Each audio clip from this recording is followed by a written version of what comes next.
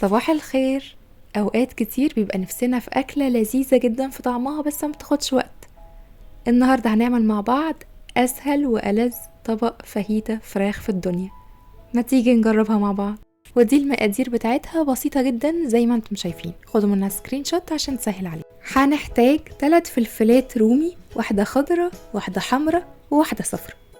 وبالنسبة للفراخ هنحتاج كيلو صدور مخلية، 5 فصوص توم مفرومين ناعم، وبصلاية كبيرة بيضة، وتلت كوباية عصير ليمون مركز. والبهارات هنحتاج معلقة صغيرة بابريكا، ملح على حسب الرغبة، 2 معلقة صغيرة زعتر، معلقة ونص صغيرة شطة، ومعلقة صغيرة كمون.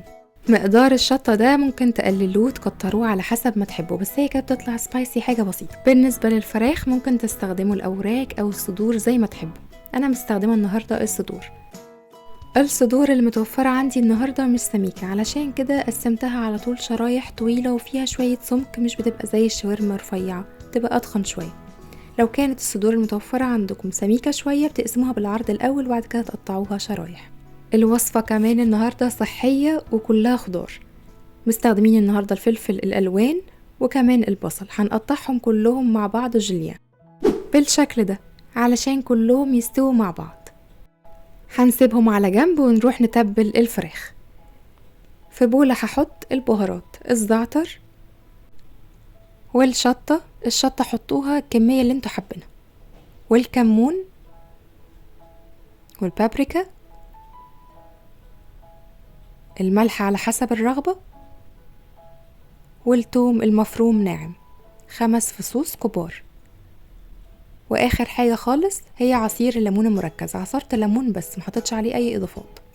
لما تيجوا تعملوا التتبيلة دي اعصروا الليمون وعلى طول استخدموه، علشان لما بيتعصر ويتساب شوية على جنب بيمر. وقلب كل المكونات مع بعض، هيطلع عندي مزيج كده تقيل شوية زي المعجون مش خفيف. وبعد كده احط عليه الفراخ، شرايح الفراخ اللي احنا قطعناها. بس كده هنقلب كل المكونات مع بعض بحيث ان الفراخ تاخد من التتبيله. دايما في وصفات الفراخ بقول لكم سيبوها على الاقل 4 ساعات او ليله كامله عشان يبقى طعمها واخد من التتبيله وجميل. النهارده هقول لكم العكس، ما تسيبوش الفراخ في التتبيله، استخدموها على طول في جريل او في طاسه سخنه. ما نزلش ابدا الفراخ على طاسه بارده، علشان لو نزلنا الفراخ في طاسه بارده هتنزل كل الميه بتاعتها.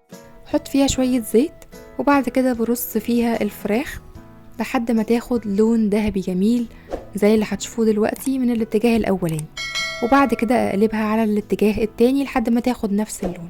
لو حابين تعملوها في الفرن فهنحط الفراخ مع الخضار اللي قطعناه في الاول خالص ونقلبهم مع بعض وبنحطهم على صاج وندخلهم في الفرن لحد ما يستووا كلهم مع بعض. ممكن تقدموها بكذا طريقة. الطريقة الأولانية ساندوتشات في عيش التورتية، جنبها مثلا سلطة الأفوكاتو المشهورة اللي هي جواكامولي. كمان ممكن نجرب معاها الرز المكسيكي، ودي وصفة موجودة على قناتي، مش مكلف خالص، طعمه رهيب علشان فيه شوية من مكونات الفاهيتا، فلما تيجوا تاكلوهم مع بعض بتحسوا كده بطعم رهيب، ماتشنج كده خطير في الأطعم. جربوه بجد لأن كل اللي جربه انبهر من طعمه.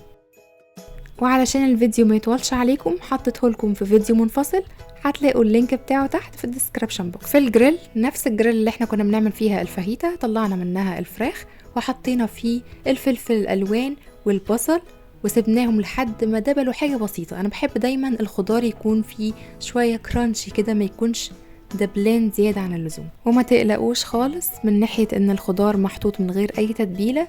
دلوقتي بنحط عليه الفاهيتا دقيقتين ونقلبهم مع بعض، بياخد من نفس الأطعم، بيبقى خطير. وبكده بقى عندنا ألذ طبق فاهيتا فراخ في الدنيا. وزي ما قلتلكم لو حابين طعم الوجبة يبقى أحلى وأحلى، جربوا معاه الرز المكسيكي، مش مكلف خالص، طعمه خطير، هيخلي الطعم يروح في حتة تانية خالص. وده شكله، وبألف هنا وشفا. كنت معاكم نسمة الخياط، استنوني في فيديو جديد من وصفاتي، وما تنسوش اعملوا سبسكرايب للقناة وفعلوا الجرس عشان يوصل لكم كل جديد، ولايك وشير. باي باي.